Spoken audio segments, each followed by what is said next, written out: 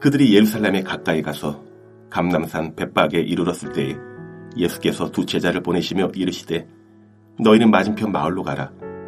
그리하면 곧 매인 나귀와 나귀 새끼가 함께 있는 것을 보리니 풀어 내게로 끌고 오라. 만일 누가 무슨 말을 하거든 주가 쓰시겠다 하라. 그리하면 즉시 보내리라 하시니 이는 선지자를 통하여 하신 말씀을 이루려 하심이라. 일렀을 시온 딸에게 이르기를 내 왕이 내게 임하나니 그는 겸손하여 나귀 곧 멍에 매는 짐승의 새끼를 탔도다 하라 하였느니라. 제자들이 가서 예수께서 명하신 대로 하여 나귀와 나귀 새끼를 끌고 와서 자기들의 겉옷을 그 위에 얹으매 예수께서 위에 타시니 무리의 대다수는 그들의 겉옷을 길에 펴고 다른 이들은 나뭇가지를 베어 길에 펴고 앞에서 가고 뒤에서 따르는 무리가 소리 높여 이르되 호산나 다윗의 자손이여 찬송하리로다. 주의 이름으로 오시는 이여 가장 높은 곳에서 호산나 하더라. 예수께서 예루살렘에 들어가시니 운송이 소동하여 이르되 이는 누구냐 하거늘 무리가 이르되 갈릴리 나사렛에서 나온 선지자 예수라 하니라. 오늘 묵상 본문은 신약성경 마태복음 21장 1절부터 10절까지의 말씀입니다. 진정한 메시아의 모습이라는 제목으로 은혜를 나누고자 합니다. 마태복음은 예수님의 족보로 시작하는 굉장히 유대적인 복음서입니다. 예수님은 아브라함과 다윗의 자손으로 오신 메시아 되심을 드러냅니다. 그러나 마태복음의 마지막이 예수님의 지상 명령으로 마무리되는 것을 볼 때 이 마태복음은 진정 민족적 이스라엘을 구원하려고 오시는 분이 예수 그리스도가 아니라 오히려 하늘과 땅의 모든 권세를 지니신 하늘의 왕으로서 모든 민족을 구원하시기를 원하시는 분이심을 드러내주고 있습니다.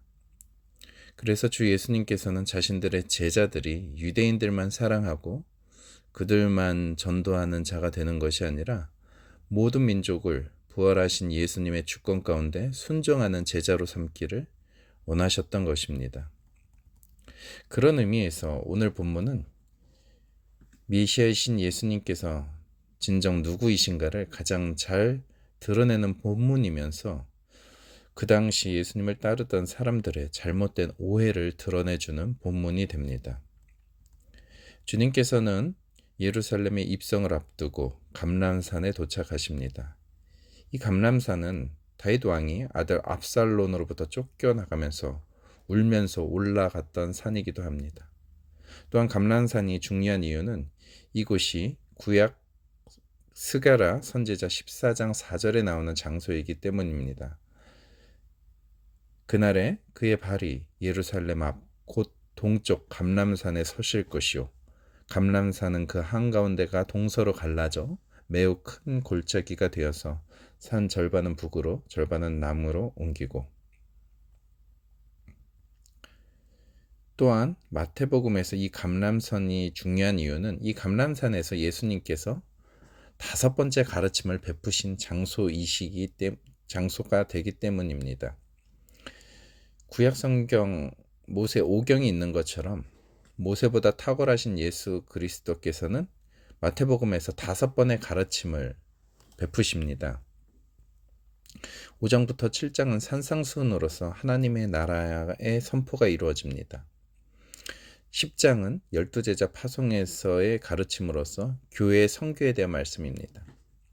13장은 하나님의 씨 뿌리는 비유를 비롯한 천국 비유를 통해 예수님과 교회 공동체의 하나님 나라 사역에 대해 말씀하고 계십니다. 네 번째인 18장에서는 교회의 공동체의 삶에 대한 가르침이 나옵니다. 마지막 5번째가 오늘 본문 뒤에 장으로 나오는 24장부터 25장의 미래 하나님 나라에 대한 가르침입니다. 예수님께서는 이 감람산에서부터 나귀 새끼를 타고 온 무리와 함께 예루살렘에 입성하기를 원하셨습니다. 그 시작점이 감람산이었습니다. 진정 십자가 위에 쓰여져 있던 것처럼 유대인의 왕으로 온 인류의 메시아로서 예루살렘으로 들어가기를 원하셨습니다. 구체적으로 구약의 예언을 성취하시기를 원하셨습니다.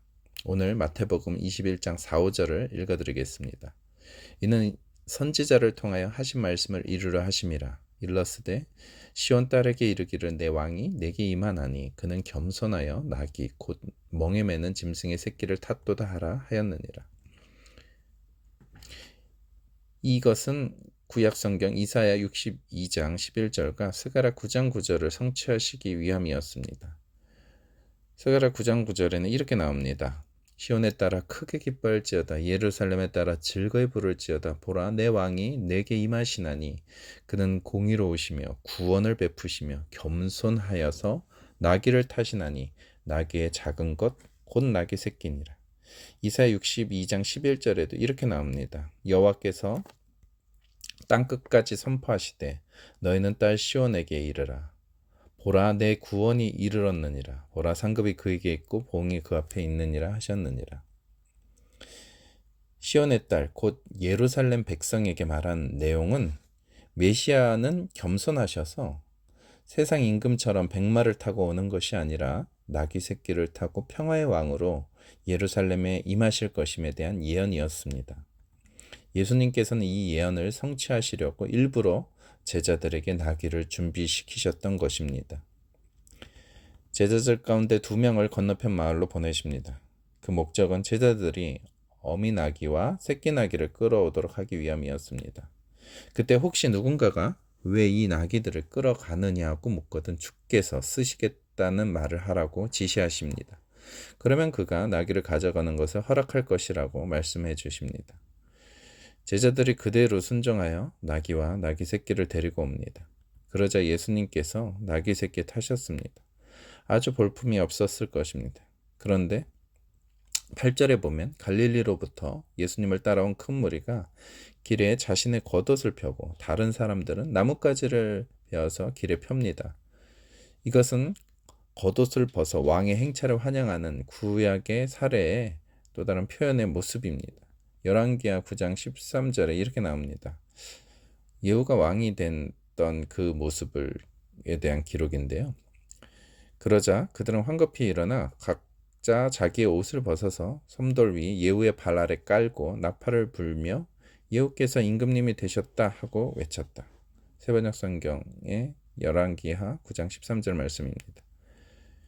즉 왕을 환영하는 모습으로서 자신의 옷을 벗어서 이렇게 길 아래 까는 것입니다. 예수님을 구약의 예언자로 여기면서 먼 길을 예수님과 함께한 무리들은 9절에서 드디어 이렇게 외칩니다. 앞에서 가고 뒤에서 따르는 무리가 소리 높여 이르되 호산나 다윗의 자손이여 찬송하리로다. 주의 이름으로 오시는 이여 가장 높은 곳에서 호산나 하더라.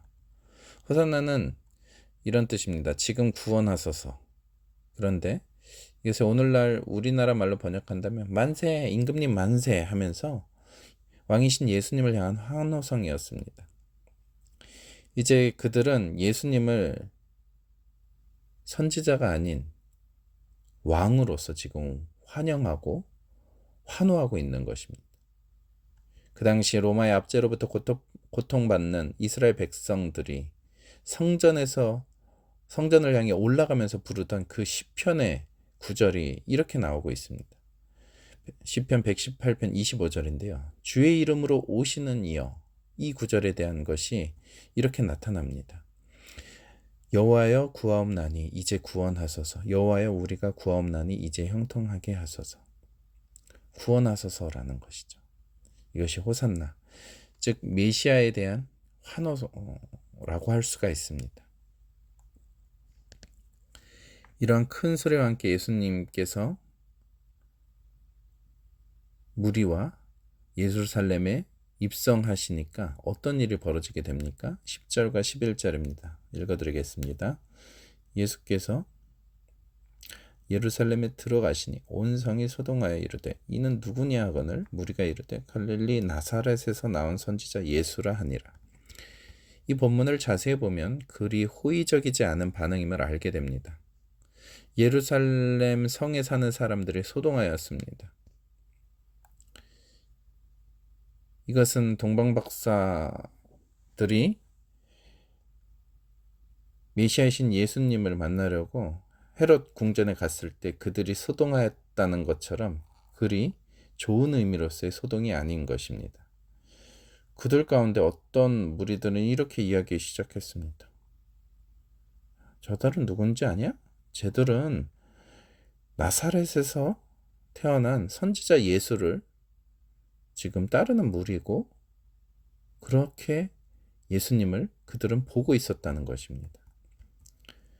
그래서 이 무리가 이르되 갈릴리 나사렛에서 나온 선지자 예수라 하는 말을 하는 사람들의 이 무리는 실은 예수님을 왕으로 메시아로 환호했던 무리가 아닌 것입니다. 갈릴리로부터 예수님을 따라온 무리가 아니라 예루살렘의 성에 살던 사람들, 예수님에 대해서 갈릴리 시골 출신 선지자라고 폄하하던 무리인 것입니다. 이들은 예수님에 대해 냉소적인 반응을 하고 있습니다. 그들은 예수님을 메시아로 인정하지 않습니다. 그냥 선지자 정도로만 보고 있습니다. 말씀을 정리하겠습니다. 마태복음의 내용 크게 16장을 전후로 두 부분으로 나눠집니다. 그 16장에 어떤 내용이 나옵니까? 예수님께서 제자들에게 너희는 나를 누구라 하느냐라는 질문에 베드로가 주는 그리스도시요 살아계신 하나님의 아들입니다 라는 그 구절이 16장 16절에 나옵니다.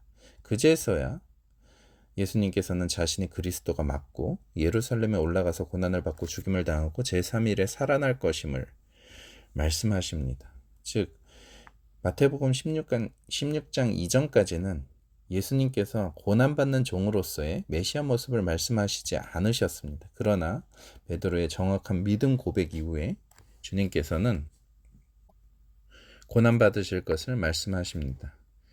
이러한 말씀과 가르침을 통해서 제자들이 생각하는 정치적인 메시아의 모습이 잘못되었음을 그들에게 말씀하십니다.